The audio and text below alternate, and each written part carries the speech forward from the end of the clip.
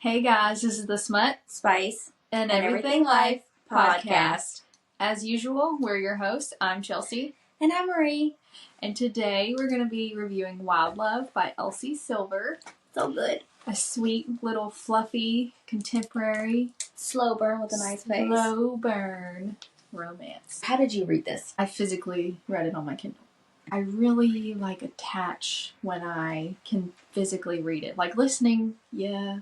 Yeah. But sitting down and reading it, I feel like it's a whole nother bonding experience, if you would want to. If you will. You can picture it. When you read something, it's your thoughts portraying in your mind instead of somebody's influence of their voice. Yeah. Maybe that's it. So what did you rate this book? I rated this book Since I'm the one that recommended it, what would you? I rated it like a 2.5 for spicy. Mine was a 3 spicy because those scenes are just so damn good not to rate it a 3. Good. And I liked the scenes. It was, one-on-one, and it wasn't just like sweet. Like he did some stuff. And overall, I said a 4. I would have liked to give it more, but it's just so unrealistic. I agree. It was a feel-good book. No dark, no problems, no real problems. No, like... It was like high school drama. It felt like. He keeps saying she's forbidden from him because that's his best friend's sister. And it's all in his head. All in his head. Just his. Nobody else cares at all. Yeah. It was quite a change from the dark we've been reading. Yes. Even though some were good and some were traumatizing. But it was a good bring you back down to earth. My side note for this entire book, though, is I just think that it's bullshit. That he's sexy, rich, sweet, good in bed with big ding dong. Like, that's unrealistic, okay, people? He can't be fucking everything. He just can't. He's awkward. Yeah, but not real. Like, yeah, he's awkward, but he's supposedly awkward. I didn't see any awkwardness that wasn't awkward than anybody else. I didn't, every time he was awkward, I was like, that's awkward in a cute, sexy way, not awkward in a, oh my god, you creep me out way. I think they put so much emphasis on the fact that he was dorkish, I guess, is what they kept referring to him. Nerdy and dorkish when he was younger, because he hadn't grown into his body yet. Pre-puberty, I guess. He hasn't grown into himself yet. So yeah, he's going to be. Guys are just odd anyways until they hit puberty, most of them. Yeah. For sure. So it was like a hung up theme throughout the entire book. It's like, move on, people. But Rosie didn't see it that way. Rosie just always saw him for him. Yep. Nerdy, dorky, sweet, oddball. Sometimes sweet for her. She never saw him any other way except for, her brother's best friend that bullied her. Well, I don't know. She subconsciously stuck up for him. She subconsciously yearned for him even younger, but she never embraced it and actually recognized it for what it was. No, she was in complete denial, where Ford was in a hidden, stalking her in the bushes, I love you kind of thing. Yes. But I love you and I'm going to make you feel like I hate you. She was oblivious to hers, and Ford wasn't at all, but he tried to hide it, and nobody was oblivious to that. No. Except for Rosie and Ford. Yes.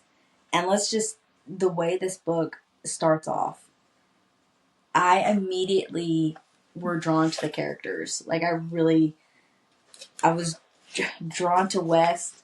I feel like it's the way it's written, because each line I read, I'm like, there's nothing in here that's not catching my attention. There's nothing in here that's not relevant. There's nothing in here that's just fillage.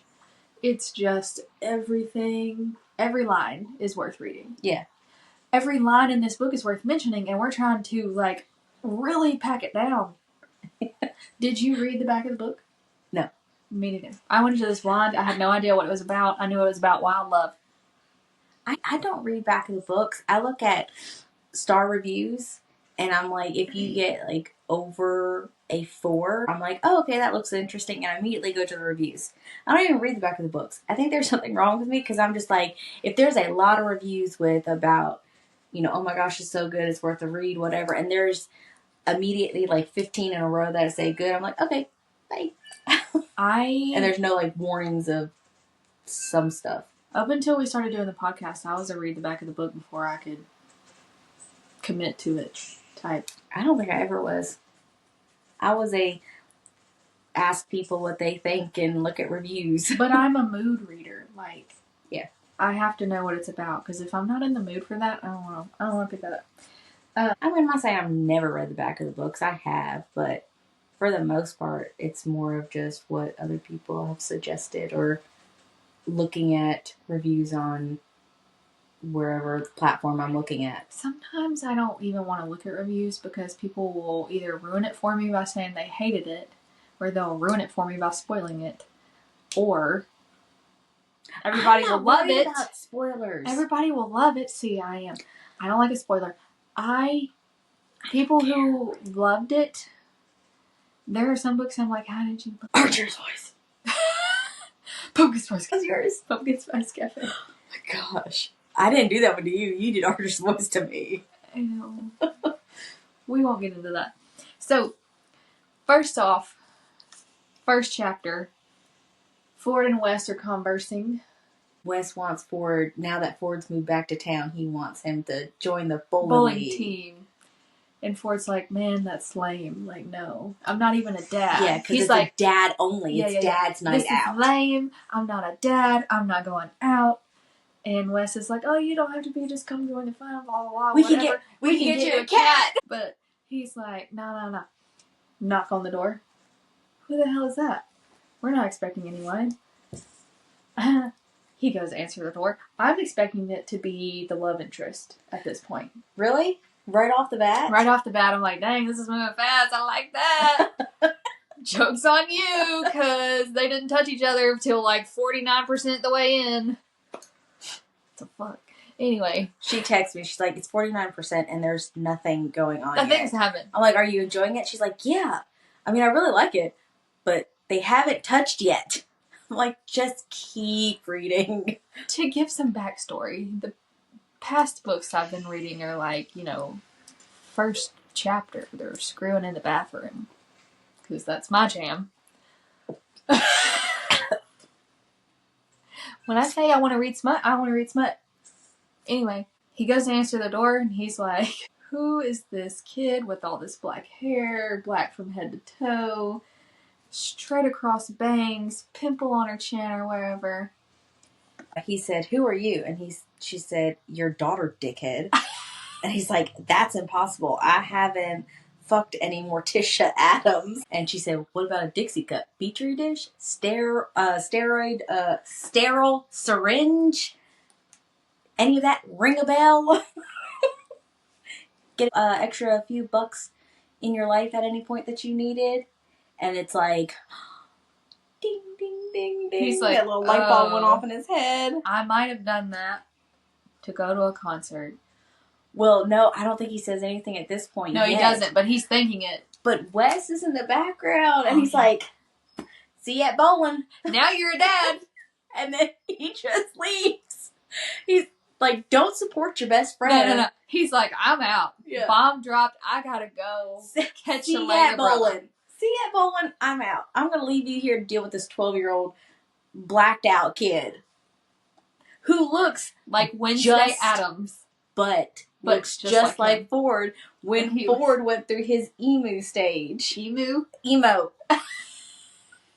Rewind. Who looked just like Ford in his emo stage. Right off the bat. Love this kid. Absolutely. But then it cuts off.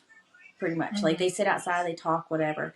And then it goes to Rosie's point of view, which is happening at the same time. Rosie is at work doing a presentation. And they finish the presentation and her creepy boss calls her over to show him something on the map. You did so good. You're such a smart girl. And decides to cop a feel. First off, why is your boss calling you a smart girl? Instant gag.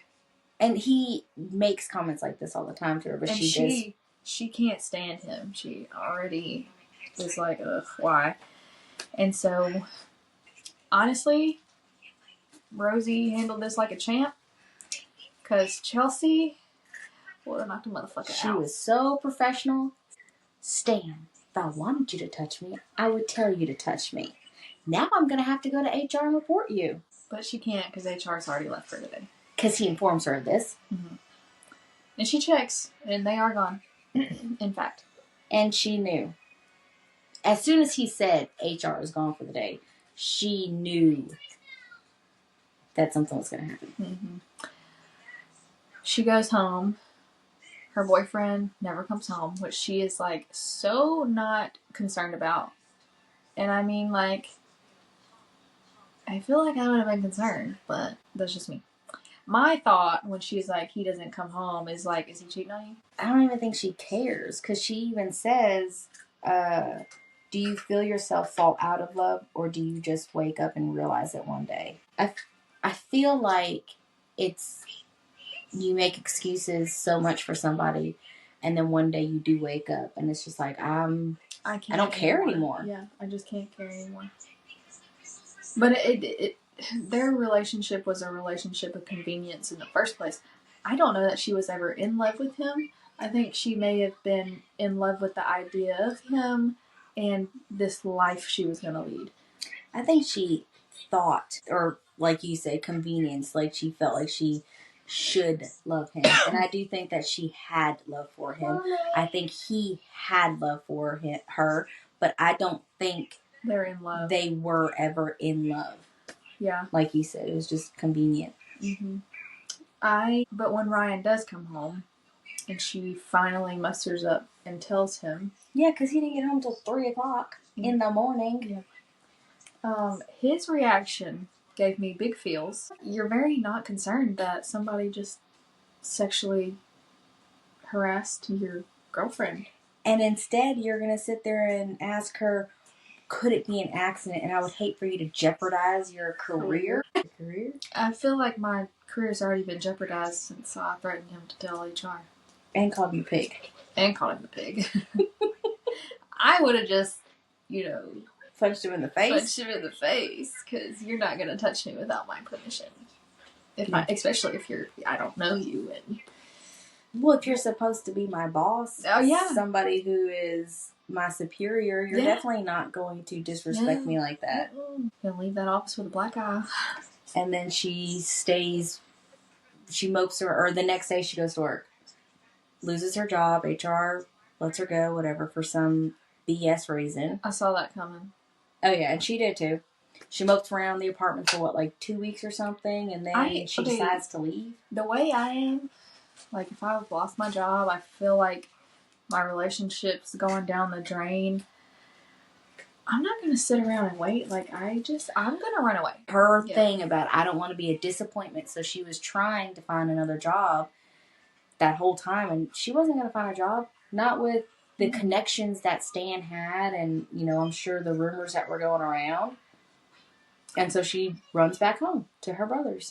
Then it's back to Ford's point of view, and they're having a conversation, him and Cora, about her situation, which is so sad. And I know that some people just don't have any family. Yeah. But it seems so unrealistic to just, like, A, know you were a sperm donor baby, and B, be able to find your sperm donor and then be like, hey, what's up? You're my dad. Yeah. I mean, I get how she did it, and that might have been the only realistic aspect of it, because Ford was gifted the genealogy thing, and they had to submit DNA. So when she submitted her DNA, it connected the two. That was the only realistic part to me in that whole thing, as far as the connecting of Ford. Yeah. How quickly she found him, the address, the fact that he was only 3 hours away. The fact that she's 12 and can travel and know how to, like, get to where she's going. Yes, she's very, very smart, though. Yeah. Well, but her whole situation, you're right. I mean, it's sad. And she did not want the school to find out about it. She was, she mowed the yard. She, got herself up for school. She was at school every day. She in her best attempt was cooking and doing all that stuff. Well, she did say, like, my school counselor knows and she's really doing me a solid not to call, like, Child Protective Services right now. Because her mom was there. She was just depressed. Mm-hmm. Which, when you lose your husband, your high school sweetheart, I can't imagine that. You know, her dad died of ALS and they had the issues conceiving, and so that's where the sperm came in. So when Cora came, there was only a small time frame when her dad was actually able to do stuff because he got bad, and so she never got to experience true childhood things. Yeah, she didn't get to do the things that, you know, a 12-year-old should have done. She saw things that made her grow up. So Rosie is showing up on West's doorstep, goes to open the door, runs straight into Ford. Tall, big Ford. That she hasn't seen since she left for college. Because he's definitely grown into himself. He's always been tall, but he's big. He's manly. He sounds hot. With his beaded bracelets and his shiny watch and all the goods. I think it's weird, guys wearing watches and bracelets and stuff. Hang on, hear me out. I think it's weird, but I also think it's hot. It's hot. It's just hot. I think it's weird, but I think it's hot. I like some moose this week. So runs into Ford. Awkward encounter. As always. Hostile, maybe. It's always awkward, and yes, they come in with guns blazing at each other, even after all these years. And she helps him out by start teasing. Emma comes running up with her jam hands. Or Emmy. Oh my gosh, that hurt! And she's like, ew, oh my god, no. The maternal instincts have not kicked in yet because I can't deal with kids and jam hands and snot, and I get it off. Sticky faces and runny noses. Like that maternal instinct has not kicked in. I just want to hose him down like Wes did me when I was younger. So funny. And she's had like 15 freezies that day. She's like feral as... Yeah. So Rosie's looking around the house, you know, making eye contact with everybody, seeing who's there, and she sees Cora.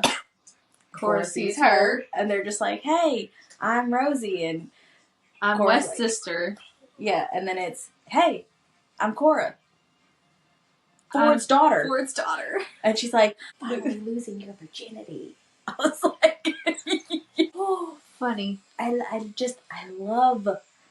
love their banter, and I love Cora's snarkiness. Yes.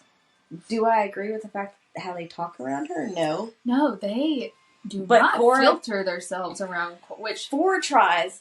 I mean, Rosie doesn't, and Cora's talking like she's a sailor anyway, so... Ford wants so badly to be a good dad or figure in her life. And you can see that right off.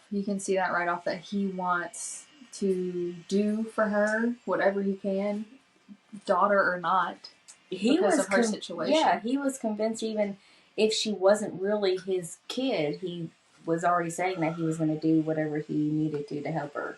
Which I thought that was really sweet because, you know, he drove, 3 hours to get to her house. What billionaire is going to give a shit enough about some kid that may or may not even be their own?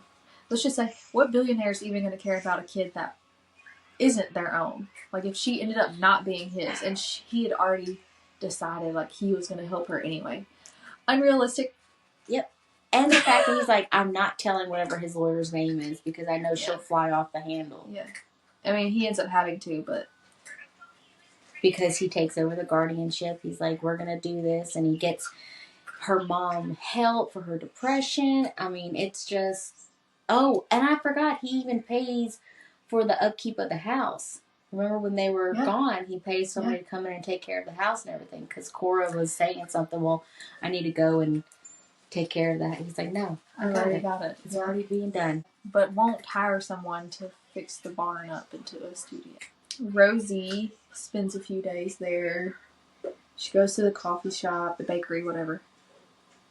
She's trying to think of a job to find. Goes around town. She sees her friend Erica, who is like tired and exhausted, and says she has a kid, but it's not her kid, it's her sister's kid, and that's a whole thing. But we're wondering if there's another book, or if there's one of the books is about her. I'm pretty sure the third book is about her. Yeah. I'm like 100% positive it's about Erica. Okay. So she doesn't find a job, and then she's struck with this idea. When she goes to see Ford, she's like, I have a proposal that you can't say no to. Unknowingly that he can't say no to her anyway. Yep. And so she's like, hire me. And he's like, okay, you're not going to fight me. When have I ever told you no? That took her. She's like, I can't think of any instance where he hasn't told me anything but okay. She goes, all it took was a decade to go from dorky, endearing Ford to big dick billionaire energy Ford. And then she talks about his scent. She said, at first she was like, cedar. She's like, no. Sandalwood. No. Yes. Trees. Yes. The incense I burned during my hippie phase. Don't judge me. But, you know, like the manly smell? Mm-hmm. Like, not something that they put on like cologne, just like their smell. Natural. Kind of like it. Not like, oh, come inside from working. You're not talking about BO. You're just talking about like, body odor. You're just talking about body, not body odor. Not BO. It's not bad, but it's like, it's not like pleasant. I don't know. I know what you're saying. Like, Josh, when he's not doing like summertime work, but wintertime work. So he's not sweating and it's not nasty, but it's like just winter where he's just been working outside or he's just been working. There's a different smell. It's not like a sweaty perspiration stank. No. It's just a manly musty smell. Like I can be laying on Garrett's chest now. Like just get away from it. Josh smells good. I mean, even the kids, they'll come up to their daddy be like, Daddy, you smell good. And just like they're getting a high off of him or something. I mean, he smells good. I was giving him a hug the other day and I'm just like, you smell really good. Yes, and I wanted to say this too because I think it's worth mentioning. You know, she hasn't spoken to Ryan for however long, and it doesn't even bother her. I don't burn for him, and I'm acutely aware that like is not love.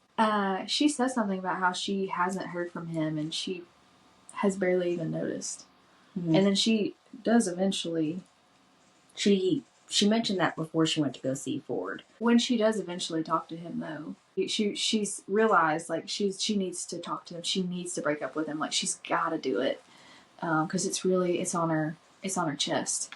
He's like, yeah, I would definitely love to have this conversation with you. How's 4 weeks from now?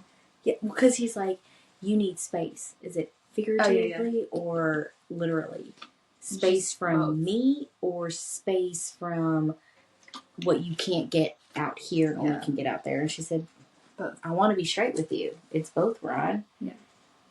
And he said, well, what if I come and visit you? Like, let's talk it out. Thinking, he's going to say, I can be there tomorrow. I can be there this weekend. Yeah.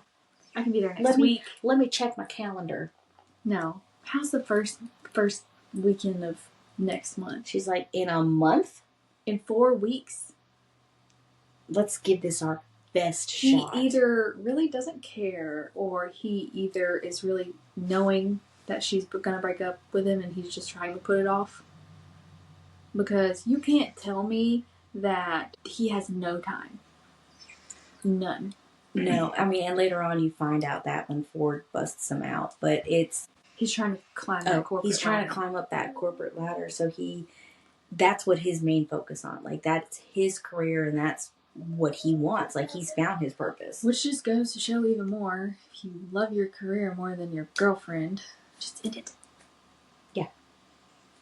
And I think he hasn't come to terms with the fact that he is not in love with her. Yeah. I don't think he's yet figured that and out. I feel like men a lot of times are just oblivious to those things. Y'all, it's tiresome. It is tiresome for us women to have to sit here and spell it out all the time. I don't feel like that we always have to be the ones to sit there and say, I want this, and spell it all out. And you need to say this, or do this, or whatever. Yeah. Or I'm sitting there dissecting your brain, trying to figure out what you're thinking because you don't know how to use your fucking words. Preach. I just... Oh my gosh. Just use your words. Just, yeah. If something's bothering me, I'm going to tell you. It bothers me. I've told you. I'm very honest like that. Like, if it's bothering me... And I can talk it all blue in the face, and it just doesn't... But then I'm supposed to know what your every thought. I'm not a mind reader, even though you think I am. I've said this I don't know how many times. I know you think that I'm a mind reader, but I'm not. I say this to my kids and my husband. Sometimes I do think my husband can read my mind. It's a little scary. But he tripped me out the other day. She punched her radio, y'all. It's fucked up. I would have punched it too. No, I wouldn't have, because I would be afraid I was going to break it. But anyway, she punched her radio. It is already broke. The screen. She punched the radio screen of her broken radio. And she tells her husband, we're going to need to fix this. But don't punch the radio. It's harder to fix. And I'm like, how the fuck did he know you punched it? No. He said, don't punch the radio again. It's harder to fix if it's broken. And I said, how did you know I'd already punched it once? He said, because I'm married to you. Can you say I need anger management? I love it. Don't punch it again. Like, how did he know you already punched it? That was my question. It's a good thing you got some weak arms. Your hands hurt, though. My cheeks are still feeling that slap. Okay, weak bitch. I got a baby face. No weakness. Just shut up. Get on with it. Okay, so her first job duty is, like, she was there or whatever, but she went to go pick up Cora to help Ford out. She's like, no, I'll get her. I'll get her. Like, that's my job. I'm here for you. So she goes and picks up Cora, and on the way, she's like, you want to go to my parents' house with me for dinner? I think Cora thinks she's like, first impression of her is she's a lot. Oh, for sure. And but she's so drawn to her. Yeah. Rosie's all just like letting it loose, like she's acting all crazy or whatever, and she's like, Cora, hey, Cora. Rosie's like, do you want to go to my parents with me? And Cora's like, yeah, let me just ask Ford. And she goes in and tells Ford, I think Rosie's having a mental breakdown. She wants to go to her parents. Ford's like, oh God, I can't let her have this mental breakdown on her own. Like, I gotta be there to help her. So he volunteers to go. Ford's a hero. Because Ford... When it comes to Rosie. Yes. So he shoves his big ass in her tiny car in the back seat. I mean, because she said you can ride in the back. Because Cora's riding up front. And he's like, I'm not going to fit in the back. She's like, sorry. Sit sideways if you need to. She's like, don't worry, sir. Because she's acting like a chauffeur. Don't worry, sir. It's not far. And if you're feeling peckish, I suspect I left a partially melted Cliff Bar in the pocket behind that seat. That's expired.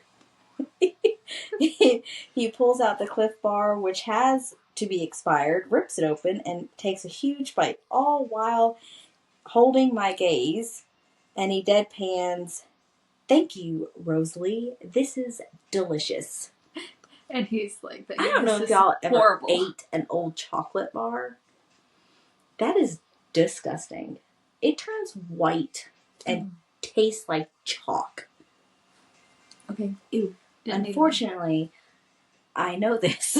I check expiration dates for that reason. You can't check expiration dates on bite size. Snack size. If it's in question, I'm throwing it away. Well, I was like, maybe it's because it was melted and refroze. Maybe it's okay. It's not. They walk in and to her parents' house. Right off the bat, her dad's like, we've been expecting this for years. She said, expecting what? You come in here with Ford and his daughter unannounced? You just show up unannounced. And you just think we don't already know? They're like, what? First off, you always expected what to happen. I am working for Ford. Nah. Right now she is. She always works for him. Even afterwards. I know. But in different ways too. Oh gosh. Her knees haven't gotten any workout yet. It's coming. Eventually. It's coming. X marks the spot. No. So she's working. Freak out. Yeah. I mean, they don't freak out necessarily. She chokes on a cookie. Which, to give it to her, it is dry. Of course, like, accurate. So she just doesn't go into detail why she left, but she left to come back home, whatever. She got a job with Ford, and, you know, her mom's kind of freaking out about it, but her dad and her don't say a word, have an eye conversation, and then the end. Then they have their meal, and I guess everything goes good or whatever, and then she's officially, like, really starting, so she goes to work, and I love that on her first official day, really, he gives her her journal, her diary. Her diary that she threw out the window when she was a teenager after saying how she wanted to kill that boy that cheated on her, whatever he did. Travis Lynch. It has a pattern of butterflies and a field of flowers. He went back and found that journal and didn't read it. Yeah, this blows my mind. You've had this journal for... Unrealistic. Yes. How long? I would have read that. 10 years. 10 years. Okay. He's had that journal for 10 years. And never read it. And you never cracked it open to read it. But not only that, he goes back for the journal and he goes searching for the key. Yeah. And still doesn't read it. I'm so confused. Because he didn't want to invade her trust, but he figured she'd want it one day. To me, like, after keep it for a few years, then read it, and then it won't be so... She lets you read it anyway. Yeah. I love that about this book. Like, the fact that she uses those diary entries as either, like, snide comments to rile him up, or to prove points, or to make his thingy hard. She just fucks with him with this diary in different aspects. So when she gave him the first page, it was the entry about the boyfriend that screwed her over. And I'm thinking at this point, like, these diary entries are not really relevant. I mean, they are, but they're not. And then the more you read, the more you find out, like, they're mostly about Ford. And she doesn't even realize that until the end, where she's like, when she starts really rereading it, when she realizes that she's in love with him. And she goes back and she reads her diary in a whole new light. And she realizes, like, he's always been on her radar, even though she hasn't been conscious to it. I know this is going to be weird, but the whole Travis Lynch thing, she finds him with his dick down someone else's throat during summer vacation. But she says that she hopes that his cum tastes like broccoli, that he's been eating all those greens he loves so much. And then she's like, does broccoli really make semen taste bad? And she's like, questioning it. I feel like that's a valid question, because asparagus will make your pee smell like asparagus. So, and they say if you eat, like, pineapple and stuff, you're supposed to have, like, pineapple cum. I don't know. I don't test the theory. Josh always says, I drink coconut pineapple milk. His coconut milk is pineapple flavored. So his man milk will be pineapple flavored? Mm-hmm. Is it? It doesn't have a taste, and that's why I tell him, like, I don't see a taste. Well, when he was a drinker, that's why I have PTSD from it. Okay? Don't drink and jerk. Don't drink, jerk, swallow, because this is gross. Warning! Don't drink, jerk, swallow.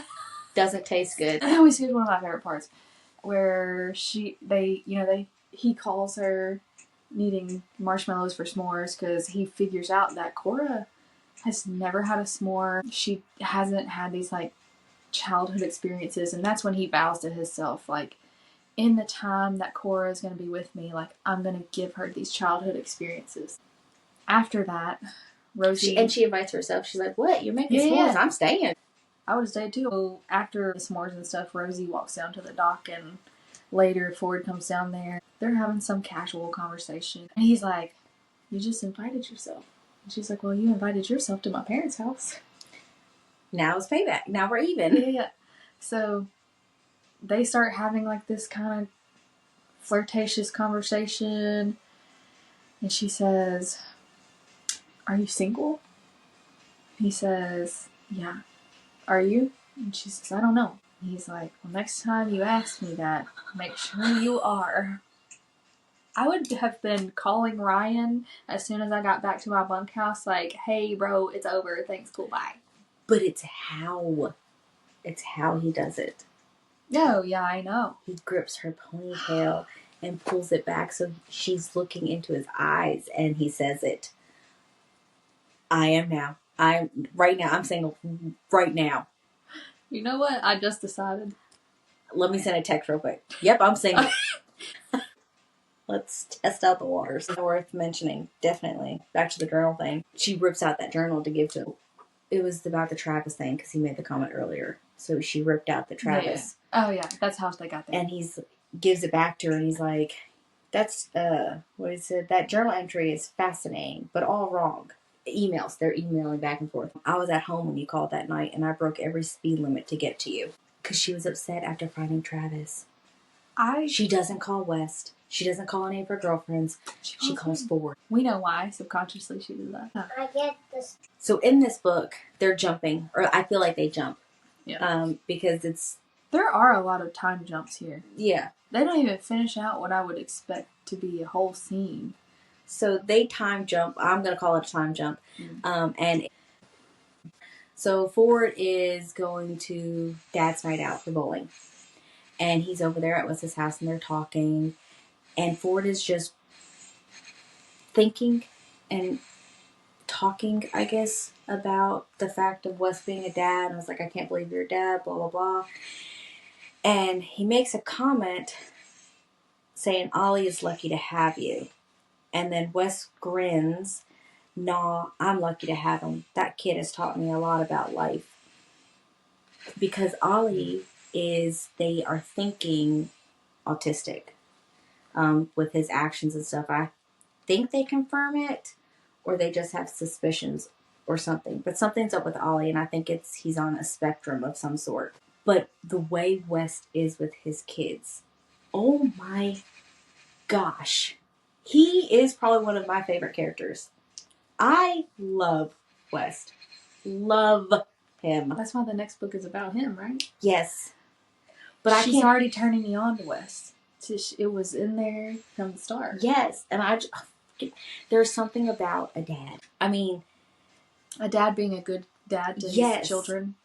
And even, yes, like there's just something that is so sexy about a good dad with his kids. And a lot of times, we as parents versus somebody who has no kids, the difference between the two.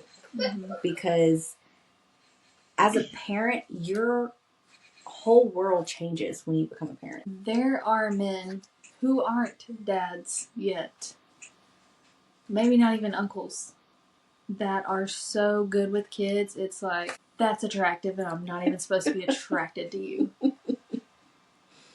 I don't know what because it's like women, pretty much, for the most part, we're all good with kids. We're all good with each other's kids. I feel like that's a stereotype that women are just supposed to be good with kids. Well, I'm saying most women of them are because we have that motherly maternal instinct. Yeah. But men, they don't have that usually until they have their own children, and even then it's iffy. But it's just like when you see a man who doesn't have kids, he's not supposed to have that like fatherly instinct yet, but he does. Penny dropping. Penny dropping. I don't know what it is. I said it a second ago, but I feel like kids do save certain people. Like, they will change you and they can save you and they become your world and you stop doing stupid shit for your kid's sake. And I feel like that for Wes, that's what happened with him. His kids saved him from doing stupid shit all the time.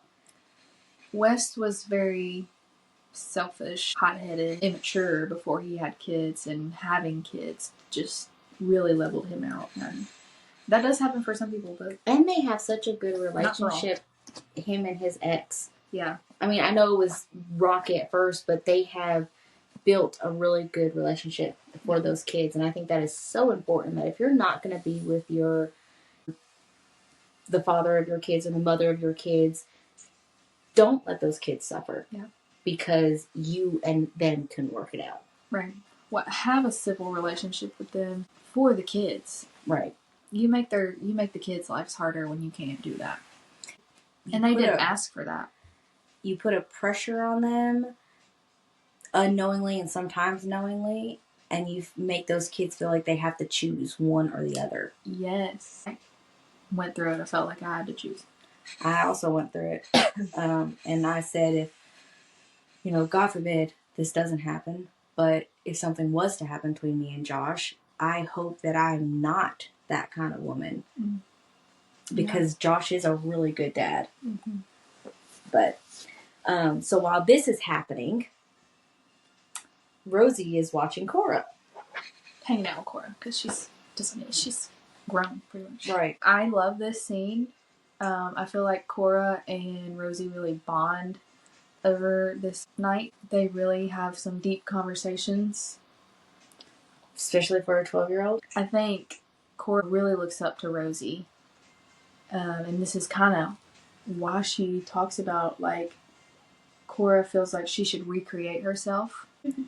My girl Cora loves her some black. She's giving emo. And she seems like she wants to recreate herself. And Rosie is this... It's so sweet. She just got a notification from her hubby that said, "I misses you." That's so sweet. Keep missing me. Because I can't reply right now. Rosie is this girly girl that wears nothing but pink. But I feel like Cora's like really envious of her. She kind of wants to recreate herself because she likes Rosie so much. I feel like she likes the confidence that Rosie has. I didn't think about that. I feel like she's envious of her confidence and the ability to wear what she wants to wear. Yeah. Cora asked Rosie, do you ever feel the urge to recreate? You ever have the urge to recreate yourself? And Rosie's like, well, yeah, I think everybody kind of does. She's like, well, I did just uproot my entire life, left my job in the city, and moved back home. So, yeah, I think I can relate to you. I get that. Because I kind of just did it. But I have felt that in my life. Like, I feel like in all stages, like, I didn't really like who I was.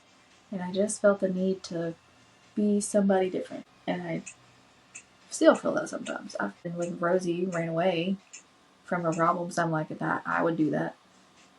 I want to go somewhere and be somewhere different. She goes on talking about how her and Ryan have changed, how they've both grown and changed, and sometimes you grow together and sometimes you grow apart. And she's like, so we've grown apart. And like, that is one of my biggest fears.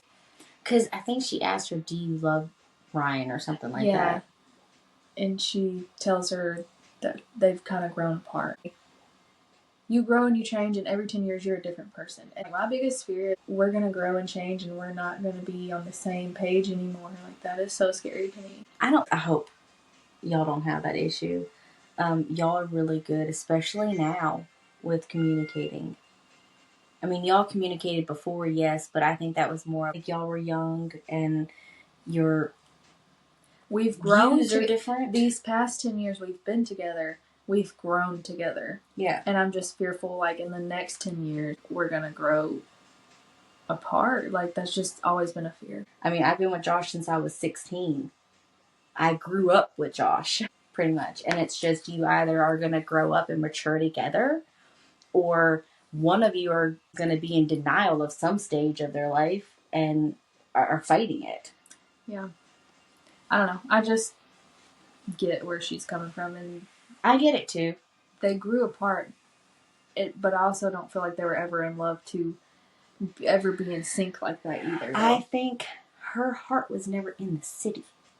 I don't think so either, because she talks about hitting milestones and doing what's right, what was expected of her. How many times in life do people do that?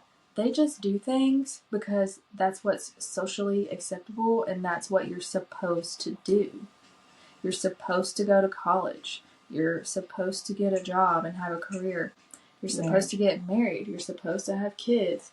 You're supposed to have that house with the white picket fence and, things. And that's what I'm saying. Things don't always follow those steps. You can't check off those steps, especially nowadays. Nowadays, those boxes really don't even exist. No, not as much anymore. I feel like they should to a point, but they don't really exist anymore. And again, Ryan, knew what he wanted. He knows his path in life. Right. She was doing what is socially acceptable, not what she wanted to do. So they were never going to line up. They were never going to sync because that's not what she really wanted. She was just doing what the good kid was supposed to do. Those things hit home for me because it was like, I feel like I did that for a long time. Like I was just checking off the box, even though my husband took, 5 years to propose to me, but whatever. You were angry. I remember that. I remember that you were like, it's been 5 years, you're going to give me a fucking ring now, or we need to just leave. We were mid-20s. 8. But you were 16 when you got together. He had to give you time to freaking become legal at least. It doesn't matter, y'all weren't very far off how long y'all have known each other. Known each other, but we didn't start dating until we were 19. And then we got engaged when we were like 24. I wanted to have a kid by the time I was 24, which I'm glad I didn't now. But I was like, okay, I was 26. We have to get married so that I can have a kid before I'm, a dust bucket. I was 26. Well, yeah. They still equal out. You were 26 when you had a kid? I was 26 when I got married and had a kid. How long did you wait before you had a kid? My husband said he didn't want any kids. I had to come to terms with that. Oh, no. Josh was adamant he didn't want any kids, so I was either have the love of my life of who I wanted to be with and who I knew that I wanted in my soul, or go out and start over and try to have a kid and not, maybe end up with somebody that I really like, or have a kid and end up being a single mom. So I chose the man that I knew would make me happy. And as a wedding present, he came inside me and said that he wanted to try to have kids. And we started trying. 3 months later, we were pregnant. I thought that I wanted to have kids like right away after we got married. And then we got married and I was like, nah, I need to wait. Well, first of all, I watched my cousin have her kid and she had a traumatic birth experience. And I was like, nah, I'm good. I'm good. So we waited about a year. And then we had our little nugget. And then somebody said to me one time, it's a good thing you waited until you were older to have kids. And I was like, older? What do you mean? Like, I'm in my 20s. Like, I'm still young. They had kids when they were like 19, 20, 21. And I was like, yeah, oh my God, I'm old. I feel like I wanted to have kids younger because I wanted to kick them out of the house when I was younger and still be young to do stuff. That's what a plan. We need to move on. Oh. So, let's get back to it. So Ford comes back home from bowling. And Rosie's asleep on the couch and he wakes her up. Sweet. Rosie wants to go check on Cora. Somebody who doesn't have a mother intuition. Please. She has motherly instincts. She just doesn't realize it. And they tolerate are gross. I'll give her that. How sweet was it whenever Ford goes back in there to check on Cora before he leaves and he notices her pink scrunchie? Yeah. Because any girl can wear pink. Pink and black go well together or something like that, however she said. And then he walks her home because him's a gentleman. And then he finally realizes, like, I've got to tell my parents about this kid that I didn't know I had. Because his parents were coming to town for summer. So he drops the ball on his mom. He calls Mom, hey, Mom. So... how's my boy? Oh, I'm good. Well, turns out I have a daughter. And she just reacts like... such a knack for delivering big news. He doesn't say how old she is, if he knocked somebody up. Just... I could not just and come then out her with that. so, like, him nonchalantly dropping this bomb and then her nonchalantly, like, taking it. And then she's like, so I'm guessing you're calling me so I can tell your dad. So using your mother as a shield, real mature. Real mature. Well, his dad was the reason that he was afraid to tell him in the first place. Yep. Because that whole debacle with his... Do you think that his dad cheated on his mom? Because I feel like her little comments to Cora, I think she would never talk about it because she said that's between a husband and a wife. But I feel like the whole debacle of somebody coming out and saying that he was the dad's illegitimate child. I feel like he cheated, and he was a musician, and, you know, I feel like there's stuff that happened in that. I wouldn't mind reading that book. That didn't cross my mind, but now that you're, like, saying that, it's like... Because she said she had to work through stuff in their own marriage. See, I didn't pick any... It would be a book that I would like to read. I would read their book, because his mom is freaking awesome. She is. She is hilarious. She's so open. I love her. And the dad is just oblivious. Ford Sr. is oblivious to things. He does end up saying how he had her. And she's like, well, how did this come about? And she ends up telling her. He ends up telling her. He goes, well, Dad wouldn't give me the money, so I donated my sperm. And she's like, you're really showing him, aren't you? Funny. That's what Cora said. Oh my gosh, I just thought it was so funny. Well, you sure showed him. Okay, let's skip ahead a bit. This mug gives her $100,000 signing bonus. I don't think I could have. You know why though? Oh, I know why. Because she sat there and talked about the debt that she was in and not having a job and student loans, and then it's like, conveniently, here's a signing bonus. Here's a starting bonus. I don't think I could have taken it and used it. Oh, fuck, I could have. Thank you, billionaire. I mean, that is a drop in the bucket. If I didn't have intentions, yeah, I could probably take it. I would take it if I did.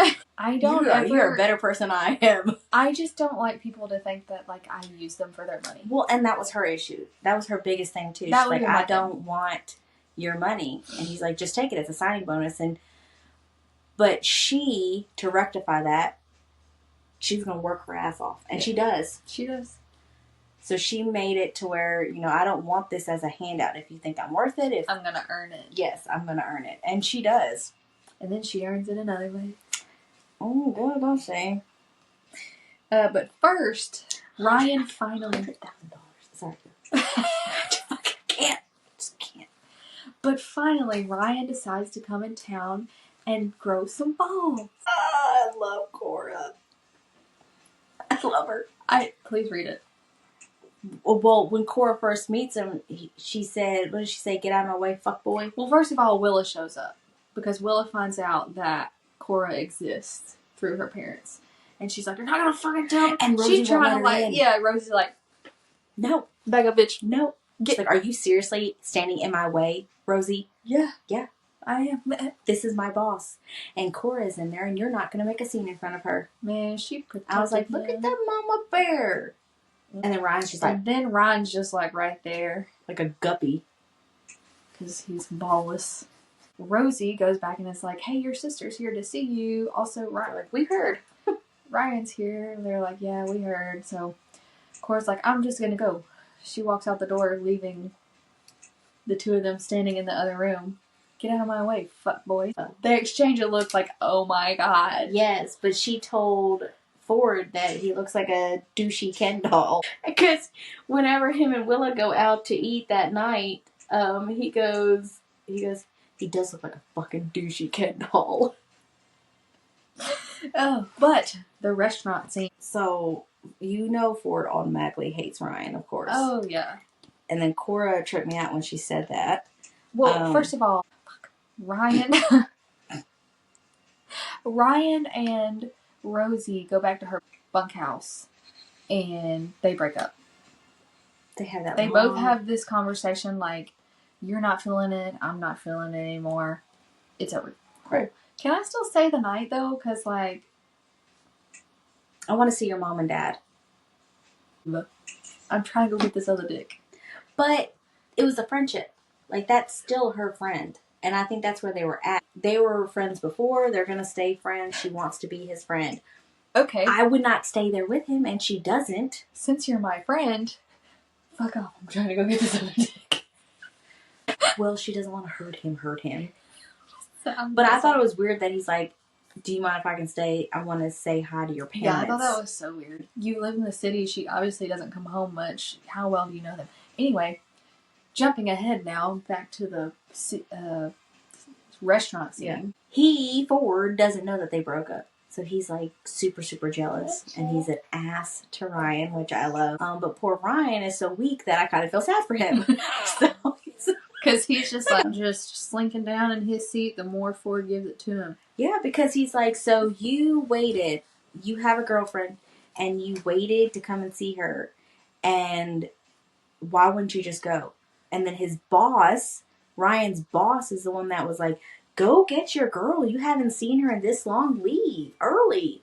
And that's when Ryan said, that's when I knew something was wrong. Like, I didn't have the urge to go see her. Like, I wanted to see her, but I wasn't just super excited to see her. And Ford's like, so you didn't have any time off.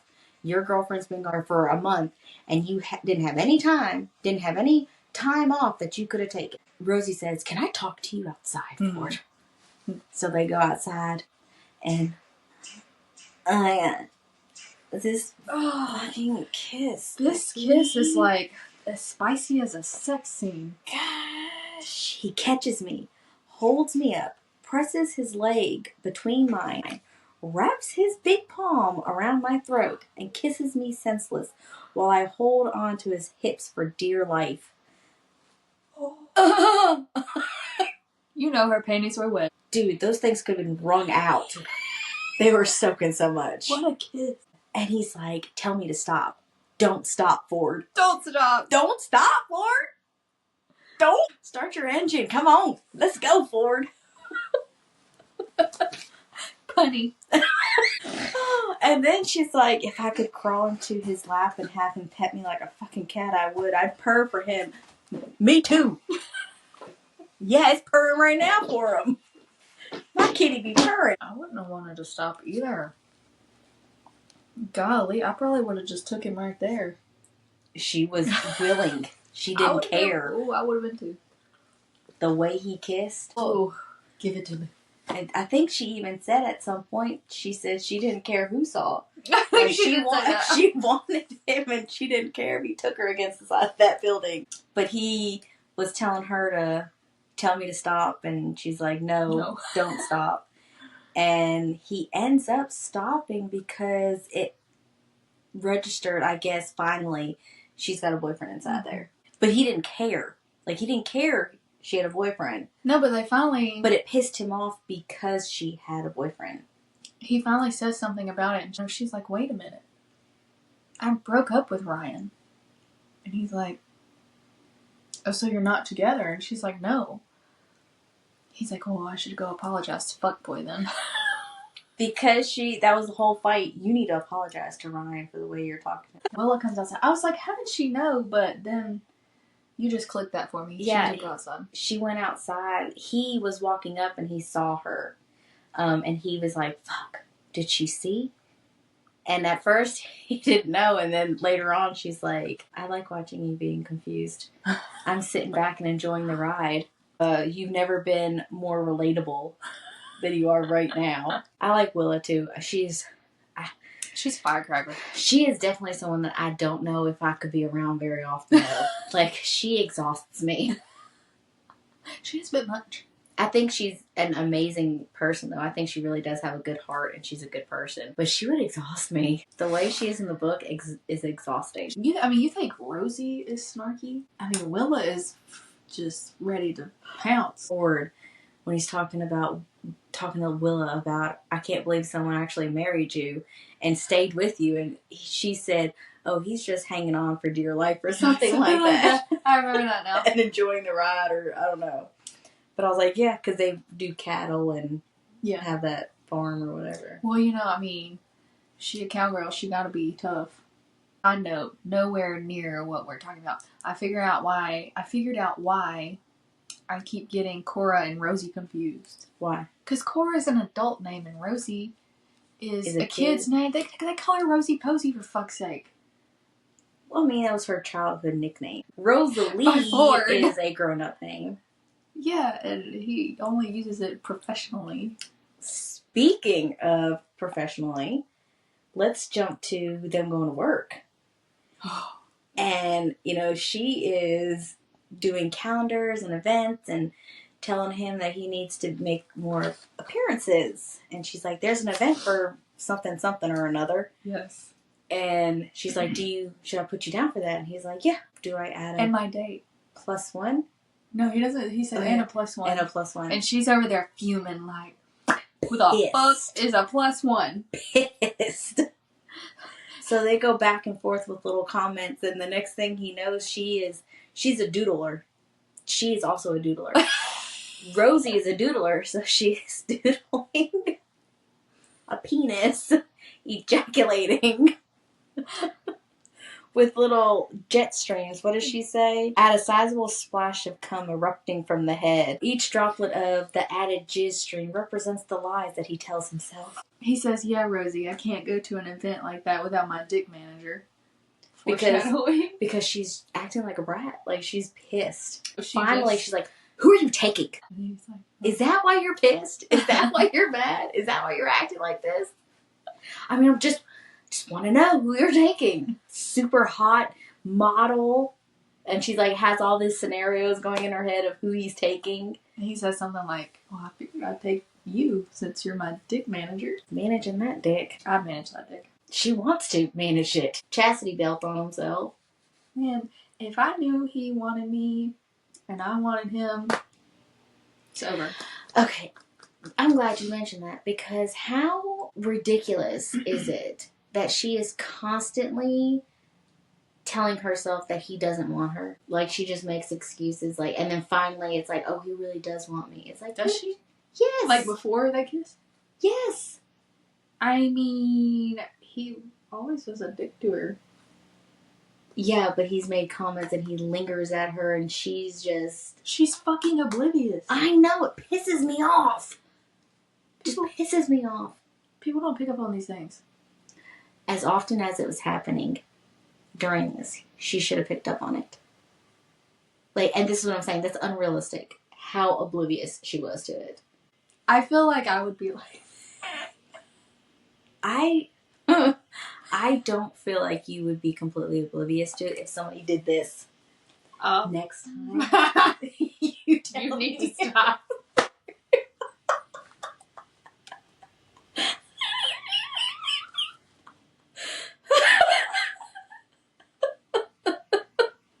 Sorry. Damn. Give her some lessons. I didn't even pull it like you should pull a hair. Wow, it was good. Garrett's not doing it right. You want me to really pull your hair? Yeah. Okay. Oh, God damn.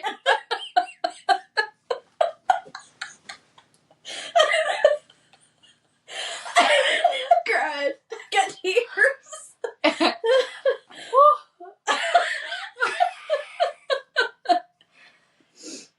I'm getting all hot and bothered. I'm dying. I'll teach you, Garrett. I like it when you go up and then it's like, oh, it's gentle, and then it's like, oh yeah. Take me on this ride. Obviously, I wouldn't react like that. That's how I felt. How I felt. Yes. Oh, that's funny. Ooh. So, after this... Oh, he's tugging on her ponytail. Well, after this, she started... This is when she's really like, I want you to fuck me. Oh, yeah. Like, want you to fuck me. And she does stuff, and more of the diaries start coming out. Mm-hmm. And she's, like, every day, she starts pulling more pages out of the diary. So this is when she starts pulling out pages of the diaries because she's wanting him. Mm-hmm. She's realized how much she wants him. Like, she wants some Ford PP. And one of the pages of the diary she pulled out, she said, sometimes I think I should let Ford hate fuck me just so he can lose his alleged virginity. I may not have loads of experience, but probably more than him. Maybe he'd frown less if he didn't have to walk around with an untouched dick all the time. A little practice wouldn't hurt the guy. I can send him back to college knowing where a girl's clit is. She is knowing what she's doing to him. And he's like, fuck, this was in her diary. She wrote this when she was a teenager. That's what kills me. Like, you have these thoughts and you write them in your diary, but you think you hate each other? We're not all... I mean... See? Okay, I got there. You're right. Now, Now, his attraction to her that she doesn't see, I get that, but I'm talking her attraction to him. Yes, no, I agree with him because he was douchous to her, but even at that, he did never say no to her, and he did always protect her in the dark, and he, when lights turned out. Yeah. When they were playing the game. Yeah. So you can't tell me that you didn't...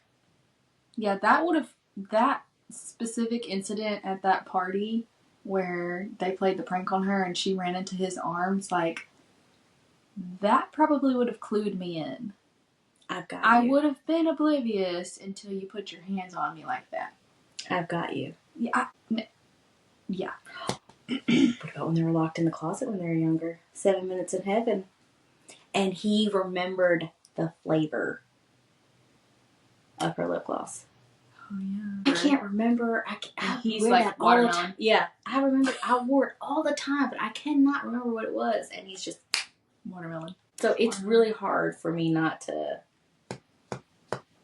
Like, y'all are fucking idiots. So she's fucking with him. So he's got this boner going on, and, all while she's on the phone with his mom. She is just saying, oh, pretty much I'm just dealing with a cranky Ford. You know how they are. And she's like, oh, all the Ford men are like that. And mom goes, talking about, I couldn't agree more. Stress. Getting laid would really take the edge off of him. His mom who's a sex therapist, saying that he needs a good lay, pretty much. And she said, I agree, Gemma. A good lay would take the edge off. She goes on to say, so when you orgasm, it releases endorphins? And those make you feel happy? Well, dang, Gemma. I'm no doctor, but I'm definitely going to prescribe him an orgasm. Buy him a magazine and set him in the back end or something. She's on her period. Or cramping. She's about to start her period. Doesn't she give him some shit around this time about magazines and donating sperm, and he was actually like, I was thinking about you. I don't know, but he does say that. But I don't know if it's during this. I don't know when it is. But it might be. It might be during that. It might be during this scene. Because then they start talking about who they've been with. They get, kind of talking and flirting with each other. This man is a hot billionaire. And you're telling me he's only been with 2 women. I don't care how awkward you are. Once you hit that puberty and you start getting attention from women, you're a man. I'm not saying that every man is like that, but I'm just saying that would be really hard with the people that he would be around because of his businesses. So the type of women that would be around, it would be really hard for me to think that he's only been with 2 women. Yeah. And then he's so good in bed. I mean, I know that doesn't tell her that. Just because I've only been with 2 women, you act as though just because I've been with 2 women, I'm not experienced. Like I've only had sex twice in my life or something like that. Yes. And Rosie's cramping, and Ford's mom told her that having sex helped with cramps. Yeah. And Ford is getting gumption when it comes to her. Like, he's willing to do more, or he's growing some. He's taking action when it comes towards her. He's finding it hard to resist. Yes. The build-up is getting harder and harder. No pun. Actually, all the puns intended. She said something about, bleeding. And he's like, it's not that big of a deal. You can just clean it off with water and dark towels and something. I was like, he's my kind of man. Well, then he says, should I make you feel better, Rosie? Because they're like close. She's sitting on his desk and they're just talking, and she is being frisky and she knows what she's doing. And then for him, he caught her off guard with it. And she's like, huh? What? Let's talk about the pen scene, though. He takes that pen, and he's like, that's when he says, just because I've been with 2 women doesn't mean I'm not experienced. She said, I bet you couldn't find the clit. And he gets that pen, because he's got a pen fetish, chewing on the tips of the pens. I noticed that. He takes that pen, and he goes, with the blue tip, X marks the spot. And he's messing with her with the pen up her leg. And she's got white cotton panties. What is it about the white cotton panties on women? That's in a lot of books. Pristine white fabric. A blue X is drawn over the pristine white fabric. X marks the spot. And she is like straight up like on the verge of an orgasm. And the dude hasn't done nothing but touch your clit. These women, they're so easy to get off. And super, super wet. He dips the pen under the fabric, because in his eyes, that fabric's a barrier, because it's so thick. He's not actually touching her because he's not using his fingers, and he's just using a knuckle. Yeah. And a pen. Ooh, the things I could do. Well, I should say the things that Ford could do with a pen and a knuckle. So she does get off. Yes. And then he dips it. She said, I fucking hate you. I fucking hate you too. Because he's like, did I hit the spot? She's like, no. No, you didn't find my clit. It's like, how does this feel so good? It's meant to, or however he says it, like he gets angry, like this shouldn't be. And he's like, it's exactly how it should be. And she gets off. And right when she gets off, her brother is like, hey, Ford! Oh, that's right. Come out here. I want to tell you all about my day. I forgot about that. And he doesn't want her brother to see her way she's at. Like how disheveled she is. So he like jumps up and he's adjusting himself. And he walks out and he's got the pen or something. And she takes the pen from him and says, this is mine. This is mine now. He says, sure tastes like it. I screamed. When I read that, I screamed. Sure tastes like it. These guys licking stuff. Damn. These licking guys always licking. If it ain't finger licking, it's pen. Next thing you know, like, Cora's calling her. Cora calls Rosie freaking out. Because she got a period at school. And Ford's like, what's wrong? What's wrong? She's like, I swore to her that I wouldn't tell you, but I have to go get her a change of clothes, and I'm going to pick her up, and we're going to get ice cream or something. And she was like, and if you can't put the dots together, then you know nothing. He was so sweet. But before we get to how sweet he is, I just need to say, she's 12. Why has no one had this talk with her before? Why is she not prepared for this? How is it that she says, oh my gosh, I'm going to have to handle this every month? She's 12.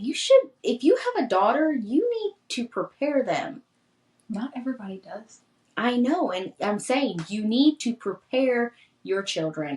Taylor has been walking around with a change of clothes and a pad in her backpack since she was 8. And I know that's super early, y'all. It's just the change of clothes, and then I just threw the pad in there. But she's had one in there just to be on the safe side, because I've heard horror stories about these kids starting so young. I just think 12 is like her mom dropped the ball on that. I don't care if she's an older parent or not. She dropped the ball. Or maybe she had so much going on with her dad that he makes the comment like Cora makes herself pretty much invisible so that she's not a problem, she's not in the way. Maybe she was so busy with her dad until he died, and then she fell into a depression that she just never talked about it with her. How long had the dad hadn't been passed away for that long, had he? I don't know. I don't think it specifies, but if he had ALS, he needed care. Like, the mom was going to be a caregiver. Yeah, that's true. So Cora just, something like she does, like Ford notices, she makes herself invisible. I like that. Rosie was so good with her. She brought her a change of clothes. She told her how to use the pad. She brought her to get ice cream, and she brought her home, and she made it more comfortable. She didn't act like it was a big deal, and I think that's the biggest thing. She's like, you have to deal with this every month. There's so much blood. Are you sure I'm okay? And she's trying so hard not to laugh. Rosie's like, you're fine. This is normal. And all she was thinking about was Ford in the Dark Towers. Yes. How some men, it's not a thing for some men to just go for it on your period. And I'm like, yeah, it shouldn't be. But she's like, it's not a big deal. You just become numb to it. It's just something you deal with in life. You get used to it. Yeah. It's a norm. It happens every month. Part of womanhood. The joys of it.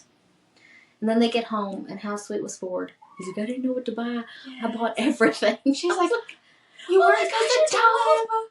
She's like, I didn't. He put 2 and 2 together. He knows that women get periods. But then when she told Ford, she's like, really, Ford? Really? I didn't know what to do. I was trying. She's like, all you have to do is just go in there and tell her it's going to be okay. That's it. That's all you got to do. And he's like, okay, I'm fine. And then he talks to her and he makes her feel better. And he's such a good person. Oh my God, he's so unrealistic. I freaking love him. Oh! And he's going bowling that night, so it kind of worked out that she started her period because, they can go out together.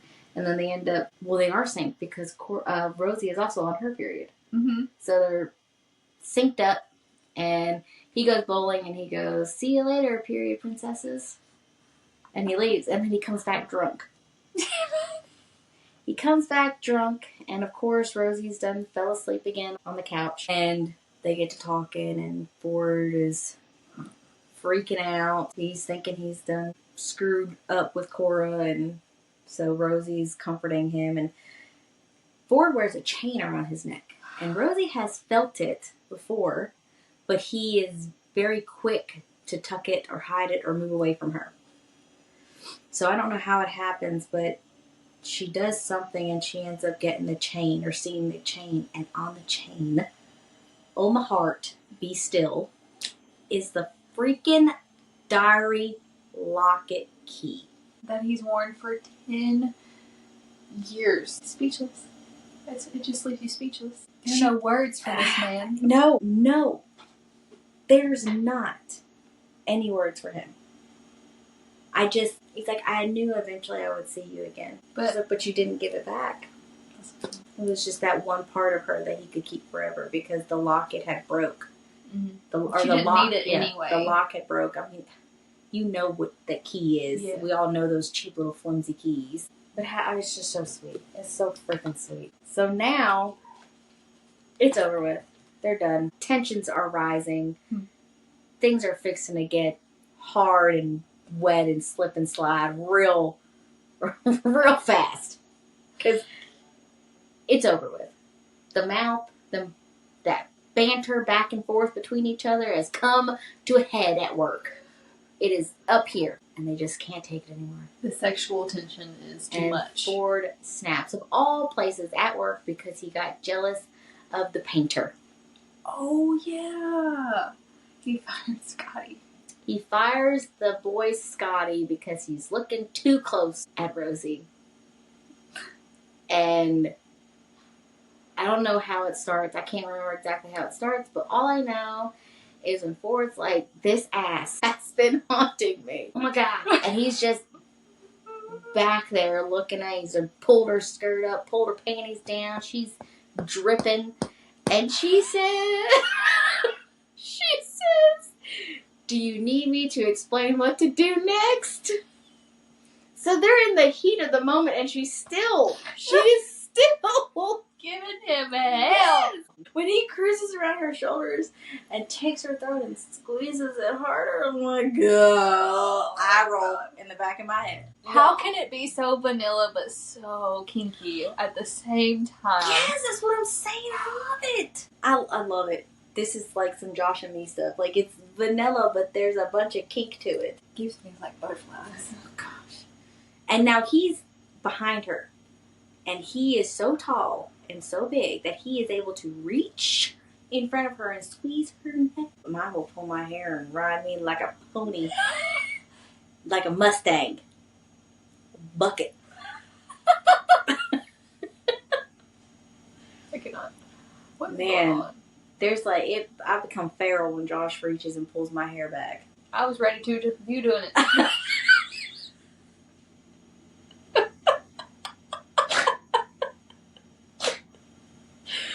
But explain.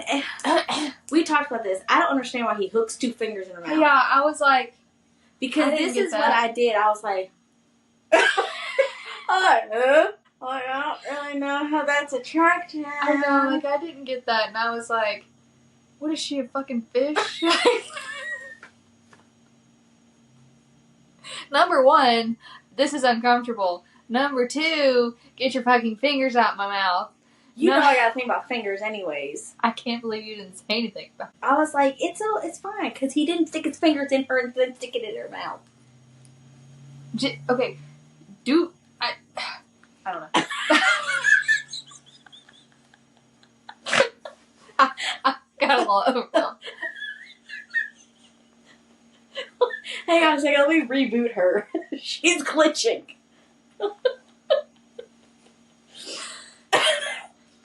I almost am like, I'd rather you do that and stick your fingers in my mouth than try to catch me like a fish. Y'all, I have this. Yeah. Well, because that's hotter than you just You gotta also think that he is behind her. So again, he's choking her and hooking her like a fish. I'm still not understanding. Well, that's what I don't understand. I'm like, so he's hunched over her, both hands, or like I don't understand. I don't know. We're getting really hung up on this. It is because I can't picture it. I know I couldn't picture it either. But I will say that I have a thing about sex talk because a lot of these characters cannot sex talk. But does Josh dirty talk at all? No, he moans and groans, and that's fine with me. But Miss Silver, you're amazing. I love some Ford sex talk. Okay? Love it. I'm like, I don't even like sex talk, but I can do it. You could talk to me dirty all the time. I'll just give you a little tidbit. Okay? Yeah, you have an ick of fingers, and you have an ick of sex talk. It's how the sex talk happens. And I've come to realize that I do like sex talk. I just don't like the wrong sex talk. Hmm. And this is not wrong. This is right. So when Josh says, call me daddy, you say... That's the wrong sex talk. Okay. Wrong one. It's wrong. Okay. Is this what you needed, Rosie? Someone to fill this tight little cunt? Fuck all the right... fight all the... Fuck! Fight all the... Fuck! Fuck all the fight right out of you. Yes. Fuck all the fight right out of you. You going to settle down once I make you come on my cock? No. Yes. No. If you give me more, no. I'm not going to settle down. Bad girl. No. I'm a bad girl. You're going to have to do it a little harder. And longer. Oh my gosh. But her comments back at him. You're going to stop following me around like a little puppy once you finish flopping around back there.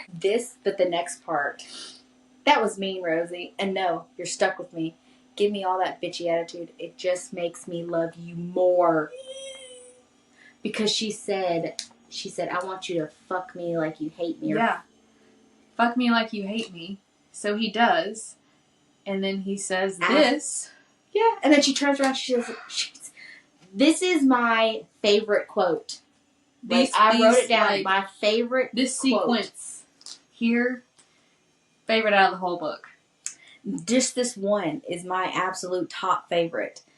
Okay, now I want you to flip me over and fuck me like you love me. And he does. He does. Because he does love her. Done said this 5 times. Unrealistic. Why? Not this. No, I'm saying he is the epitome of perfect. Yeah, he is. I love their sex scenes. I love this one too. A sex scene. No. If this is how it feels to be fucked like Ford Grant loves you, I want him to love me forever. Bitch, he already has. He already has loved you forever. So they get done fucking, and she makes the comment, and making love. They get done fucking and making love. And she makes the comment about, I'm clean, by the way. Again, love it when authors do this. But it was so afterwards, she was like, but a little late. I'm clean, by the way. And I'm also on an IUD, so you don't think I'm trying to, like, trap you. And then his response is, I would never feel like, trapped with you. She's like, okay. But she's like, I know we didn't use a condom or anything, and he's thinking, well, that was my fault. Because she said, you're the only man that's ever fucked me bare before. Yeah. And you don't have to worry about me. I'm clean, whatever, blah, blah. He said, all I hear of that sentence is I'm the first man to fuck her bare. The scene, y'all, before it even happens, like, and he just becomes like a caveman. He throws all of his stuff down off of his desk. Computer, everything is all thrown on the floor. So it is a disarray. And they just get done having sex. Sorry about your Mac. Yeah. And he says, I would break a Mac every day or something like that. If it meant I could fuck you every day. Yeah, something like that. And then it's, Ford! Knock, knock. Hey, Mama. Parents are here. And Mama already knows as soon as she walks in the door and sees that Mac on the ground. As soon. That they've been fucking. He's like, is everything okay? Oh, yeah. Just handling a little temper tantrum. She's over here acting like she greets my parents with my cum in her panties every day. Because she's just like nonchalant, like composed and everything. I didn't just get fucked by your son and he put all my clothes back on and now I have his cum running out of me into my panties. And the mama is just a smiling. Oh, because they've probably seen this coming for years too. Everybody. That's why Gemma was on the phone like, you know that man needs an orgasm. And you do too if you're on your period. Hint, hint, help him out, honey. Fuck that man. Give him what he's been wanting his whole life. I mean, she thought about it when she was a teenager. He meets up with Wes. It's a bowling night? He's talking to Wes. Wes is a huge fan of one of the potential recording artists, Skylar Stone. And I'm only mentioning this because that's the second book about it, because Ford gives him shit about it. Saying that the only reason why you watch those episodes is you play her one episode on repeat. Because it's Skylar Stone. And I'm only mentioning that because I was like, when I read that, I was like, something's up. And then I come out and find out later that that's the second book about it. And I can't wait that because Wes is my favorite. He's my favorite. Okay, so now we can go. And so fast forward, they're going to the charity thing. The charity event. And Ford buys her a dress and shoes. And the dress is fucking outrageously priced. And she's like, don't touch me. Don't do anything. He sends her an email saying, don't wear your sandals and your socks or something like that. Don't pair this dress with your socks and sandals. She's my girl because I love me some socks and sandals. I was just going to say, that's her. She's got a picture of them too. Of her wearing socks and sandals. We went out today with socks and sandals on. Fuzzy socks. With sandals. And she said, I'll wear the dress, but you can pry my socks and sandals out of my cold, dead hands. She doesn't wear the socks and sandals. Of course, she is bombing it in this dress that just sounds beautiful. I want this dress and her body in it. Classy sex. Very classy. But yeah, I was like, that's really sweet. They didn't stay at that charity thing very long. No. What happened? Oh, she... No. Yeah. No. Doesn't she talk to that lady and she clues her in that Stan had... Yes! What Ford had done to Stan over these past months. Because we didn't talk about how they were on the dock and they were talking when she confided in Ford. Yeah, so one of their dock conversations was Rosie confiding in Ford about the situation, why she got fired, and Ryan's reaction and everything like that, which was why he had such a big problem with Ryan to begin with. Mm-hmm. Because he didn't feel like he protected her and stuck up for her like but Ford tells her, like, he's gonna ruin him. And he does. He buys every building, multi-million-dollar buildings. Each time they move into a new building, he buys it and evicts them. Rosie, it clicks whenever she's talking to this lady who was working for Stan. It was like, every time they would move, Stan's in some real trouble, or they're going down. The business is going down because every time they go into a building, they get evicted. Every time they go into one, they get evicted. She said, there's no one there. There was gossip going on about you. Everyone suspected what really happened. Yada, yada, whatever. And Rosie's like, we need to leave, Ford. We got to go. Now. Mm-hmm. And she was fine. She didn't say a word to him. And then she was very professional, very classy the whole time. She composed herself. She didn't want any tabloid pictures taken or anything like that. She gets into the room and then she explodes. She's kind of pissed. She's also kind of turned on that he would do all this and spend so much money. She's like, I'm not worth all this money. He's like, you're worth every single penny. And they fuck again. Then the next morning, I think, they wake up. Because he can't find her. He can't find the phone. It's ringing and ringing. It's ringing and he's looking for his pants. It's in his pants. That's on the floor. And it's his lawyer saying that West is at the police station because he got into a little squirrel with... And Rosie's pissed. She's like, you know why I didn't tell him. You tell him. You get him involved. He's got a family. I love that Rosie put him in his place. She's like, you're oblivious. You have all this money. You were raised in money. You don't know what it's like. He can't lose everything. He has things to lose. You don't. You knew what would happen. You intentionally brought him because he's your kind of like a gopher, your takedown man. Like, keep your hands clean and he'll get dirty. And he's like, it never registered what he was doing because he didn't see that. And he's right. I mean, he did have that golden spoon for the most of his life. While his parents did not fund his life, he didn't have to worry about things because all he had to do was say, oh, I'm Ford Grant Jr. And she's like, you use your name and you wave your big dick around and use that name when it's convenient for you. You may say that you don't like using your name, but you use it around. You wield it like a sword. Yeah. When it's convenient for you.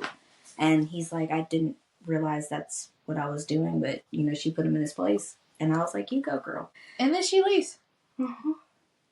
And everything works out because Wes did right. Go, Wes. Yes. He's a smart man. He didn't try to kill him, and actually Stan made the first punch. Yep. And he was just self-defense. Just self-defense. Yep. And then Rosie's like, they find all this out and they're going to sue him. And Rosie's like, might as well sue him for, wrongful termination and sexual harassment too. So there you go.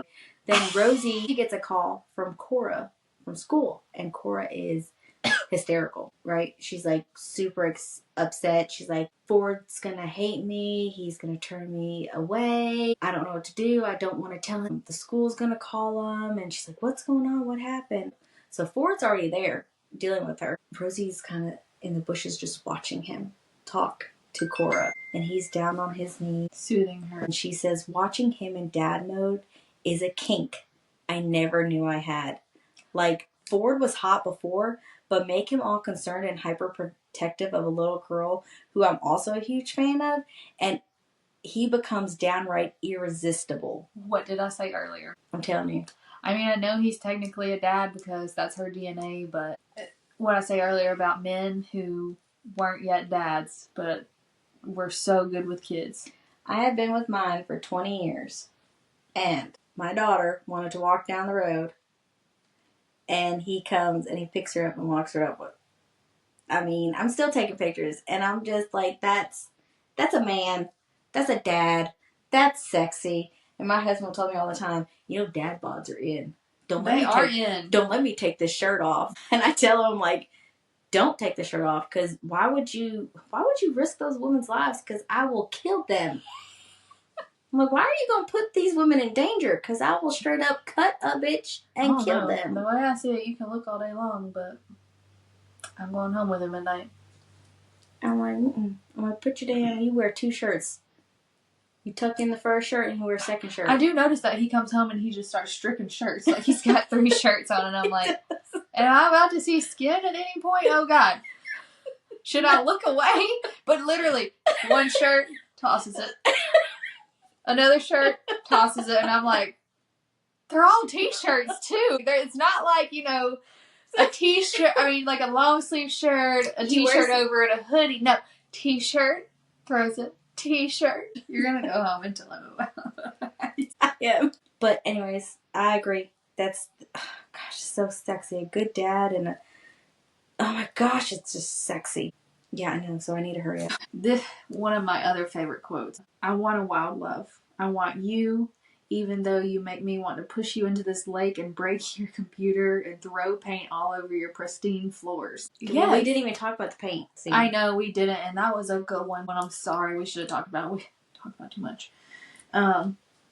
Paint scene was one of my favorites, and then that's where that even comes in. He doesn't want to clean the floors because he's a clean freak.